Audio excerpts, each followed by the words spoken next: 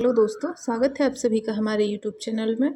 तो आज की इस वीडियो में हम करेंगे कहानी चंद्रदेव से मेरी बातें। इस कहानी को लाइन बाय लाइन कवर करेंगे और इससे जितने भी महत्वपूर्ण प्रश्न बनने की संभावना है उन सभी को कवर करेंगे। तो हम शुरू करते हैं हमारी कहानी को। चंद्रदेव से मेरी बातें कहानी, जो कि राजेंद्र बाला घोष की कहानी है, जिनको हम बंग महिला के नाम से भी जानते हैं। ठीक है, तो कहानी को शुरू करते हैं। भगवान चंद्रदेव, आपके कमलवत कोमल चरणों में इस दासी का अनेक बार प्रणाम। आज मैं आपसे 2-4 बातें करने की इच्छा रखती हूँ। देखो, सुनी अनसुनी सी मत कर जाना, अपने बड़प्पन की ओर ध्यान देना। अच्छा कहती हूँ सुनो। मैं सुनती हूँ आप इस आकाश मंडल में चिरकाल से वास करते हैं। क्या यह बात सत्य है? यदि सत्य है तो मैं अनुमान करती हूँ कि इस सृष्टि के साथ ही साथ अवश्य आपकी भी सृष्टि हुई होगी। तब तो आप ढेर ढेर दिन के पुराने बूढ़े कहे जा सकते हैं। यह क्यों? क्या आपका डिपार्टमेंट में ट्रांसफ़र होने का नियम नहीं है? क्या आपकी गवर्नमेंट पेंशन भी नहीं देती? बड़े खेद की बात है, यदि आप हमारी न्यायशीलता गवर्नमेंट के किसी विभाग में सर्विस नौकरी करते होते तो अब तक आपकी बहुत कुछ पदोन्नति हो गई होती और इसी पोस्ट पर रहकर भारत के कितने ही सुरम्य नगर, पर्वत, जंगल और झाड़ियों में भ्रमण करते अंत में इस वृद्ध अवस्था में पेंशन प्राप्त कर काशी ऐसे पुनीत और शांति धाम में बैठकर हरि नाम स्मरण करके अपना परलोक बनाते। यह हमारी बड़ी भारी भूल हुई। भगवान चंद्रदेव, क्षमा कीजिए। आप तो अमर हैं, आपको मृत्यु कहाँ, तब परलोक बनाना कैसा? ओहो, देवता भी अपनी जाति के कैसे पक्षपाती होते हैं। देखो न, चंद्रदेव को अमृत देकर उन्होंने अमर कर दिया। तब यदि मनुष्य होकर हमारे अंग्रेज अपने जाति वालों का पक्षपात करें तो आश्चर्य ही क्या है। अच्छा, यदि आपको अंग्रेजी जाति की सेवा करनी स्वीकार हो तो एक एप्लीकेशन, निवेदन पत्र हमारे आधुनिक भारत प्रभु लॉर्ड कर्जन के पास भेज देवें। आशा है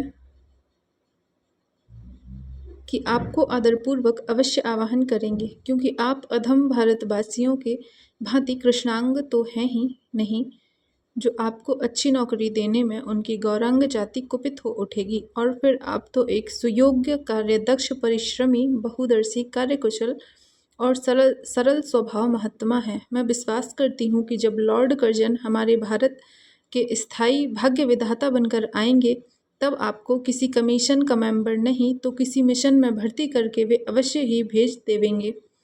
तो गाइस, यहाँ पे आपको ये जो है ना, लॉर्ड कर्जन, इसको आपको अंडरलाइन कर लेना है, ये बहुत महत्वपूर्ण है। ठीक है, तो हम कहाँ थे? हाँ, आएंगे।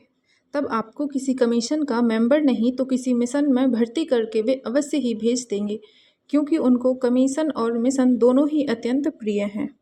आपके चंद्रलोक में जो रीति और नीति सृष्टि के आदि काल में प्रचलित थे, वे ही सब अब भी हैं, पर यहाँ तो इतना परिवर्तन हो गया है कि भूत और वर्तमान में आकाश पाताल का सा अंतर हो गया है। मैं अनुमान करती हूँ कि आपके नेत्रों की ज्योति भी कुछ अवश्य ही मंद पड़ गई होगी, क्योंकि आधुनिक भारत संतान लड़कपन से ही चश्मा धारण करने लगी है।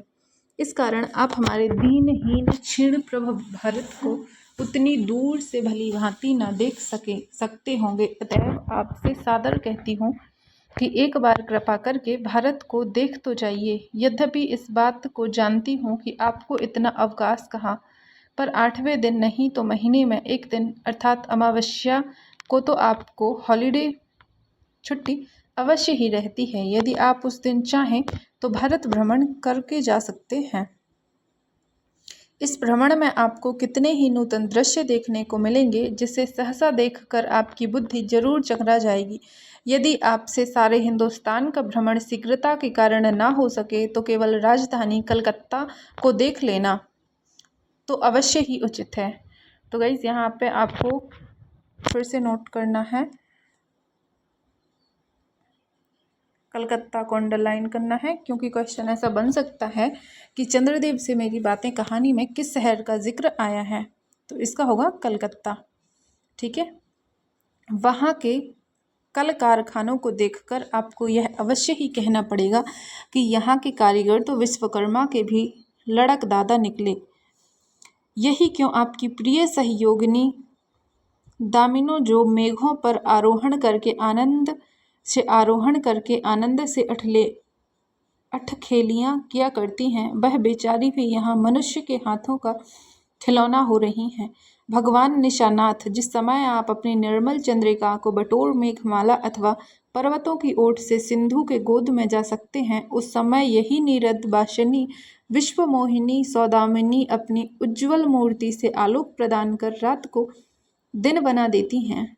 आपके देवलोक में जितने देवता हैं, उनके वाहन भी उतने ही, किसी का गज, किसी का हंस, किसी का बैल, किसी का चूहा इत्यादि। पर यहाँ तो सारा बोझ आपकी चपला और अग्निदेव के माथे मढ़ा गया है। क्या ब्राह्मण, क्या क्षत्रिय, क्या वैश्य, क्या शूद्र, क्या चांडाल, सभी के रथों का वाहन वही हो रही है। हमारे श्वेतांग महाप्रभु गण को जहाँ पर कुछ कठिनाई का सामना आ पड़ा, झट उन्होंने इलेक्ट्रिसिटी, बिजली को ला पटका। बस कठिन से कठिन कार्य सहज में संपादन कर लेते हैं और हमारे यहाँ के उच्च शिक्षा प्राप्त युवक काठ के पुतलों की भांति मुंह ताकते रह जाते हैं। जिस व्योमवासिनी विद्युत देवी को स्पर्श तक करने का किसी व्यक्ति का साहस नहीं हो सकता, वही आज पराये घर में आश्रिता नारियों की भांति ऐसे दबाव में पड़ी है कि वह छू तक नहीं कर सकती। क्या करें? बेचारी के भाग्य में विधाता ने दासी वृत्ति ही लिखा था। हरे तो फवा त्रैलोक्य पावनी सुरसरी के भी खोटे दिन आए हैं। वह भी अब स्थान स्थान में बंधनग्रस्त हो रही है। उसके वक्षस्थल पर जहाँ तहाँ मोटे बृहदाकार खंभ गाड़ दिए गए हैं। कलकत्ता आदि को देखकर आपके दरवाजे सुरेंद्र भी कहेंगे कि हमारी अमरावती तो इसके आगे निरी फीकी सी जान पड़ती है।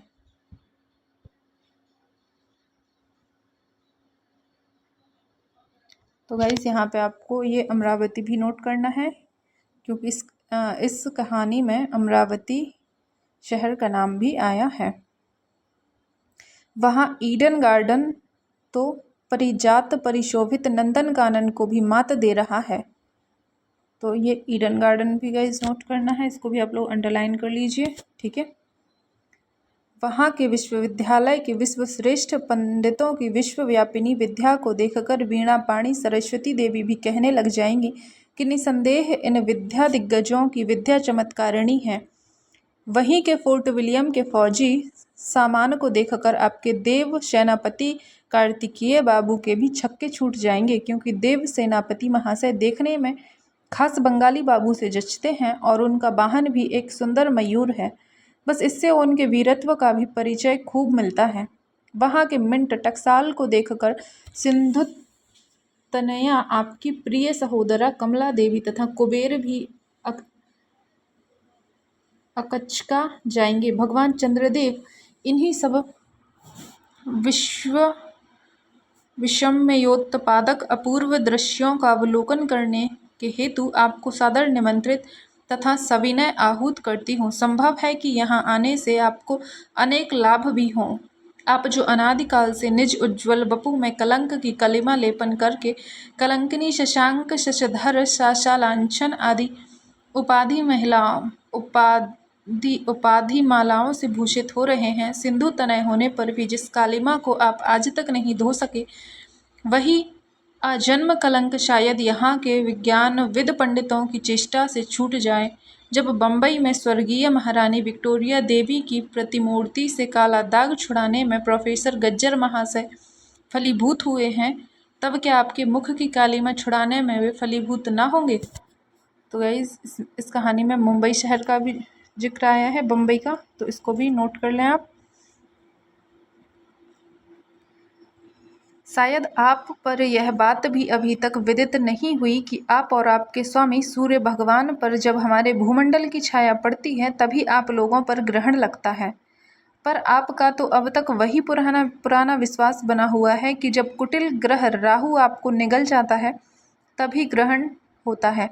पर ऐसा थोथा विश्वास करना आप लोगों की भारी भूल है। अतः हे देव, मैं विनय करती हूँ कि आप अपने हृदय से इस भ्रम को जड़ से उखाड़ फेंक दें।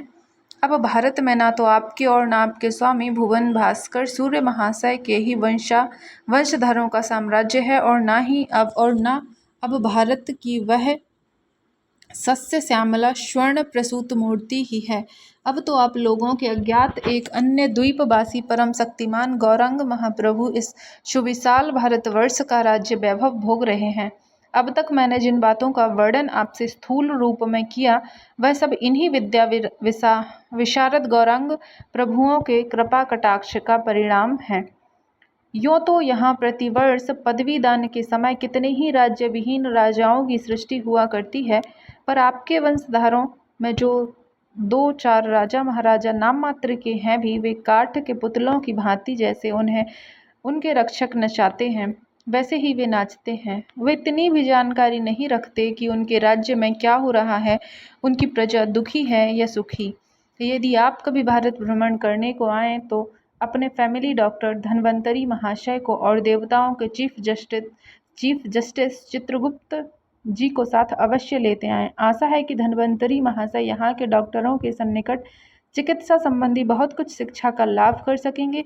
यदि प्लेग महाराज आपके चंद्रलोक या देवलोक में घुस पड़े तो वहाँ से उनको निकालना कुछ सहज बात ना होगी। तो गाइज यहाँ पे आप प्लेग को अंडरलाइन कर लीजिए, क्योंकि ये पूछा जा सकता है कि चंद्रदेव से मेरी बातें कहानी में किस रोग का जिक्र मिलता है, तो प्लेग का। ठीक है, यही जब चिकित्सा शास्त्र के बड़े बड़े पारदर्शी उन पर विजय नहीं पा सकते, तब वहाँ आपके देवलोक में जड़ी बूटियों के प्रयोग से क्या होगा। यहाँ के इंडियन पीनल कोड की धाराओं को देखकर चित्रगुप्त जी महाराज अपने यहाँ की दंड विधि कानून को बहुत कुछ सुधार कर सकते हैं, और यदि बोझ ना हो तो यहाँ से वे 2-4 टाइप राइटर भी खरीद ले जाएं। जब प्लेग महाराज के अपार अनुग्रह से उनके ऑफिस में कार्य की अधिकता होवे, तब उससे उनकी राइटर्स राइटर्स के काम में बहुत ही सुविधा और सहायता पहुंचेगी। वे लोग 2 दिन का काम 2 घंटे में कर डालेंगे। अच्छा, अब मैं आपसे विदा होती हूँ। मैं तो आपसे इतनी बातें कहीं, पर खेद है आपने उनके अनुकूल या प्रतिकूल एक बात का भी उत्तर ना दिया, परंतु आपके इस मौनावलंबन को मैं स्वीकार का सूचक समझती हूँ। अच्छा, तो मेरी प्रार्थना को कबूल करके एक दफ़ा यहाँ आइएगा ज़रूर। तो गाइज़, यहाँ पे हमारी कहानी ख़त्म होती है, और अगर आपको कहानी अच्छी लगी है तो चैनल को सब्सक्राइब कर लीजिए, वीडियो को लाइक कर दीजिए, and thank you so much. मिलते हैं अगली वीडियो में।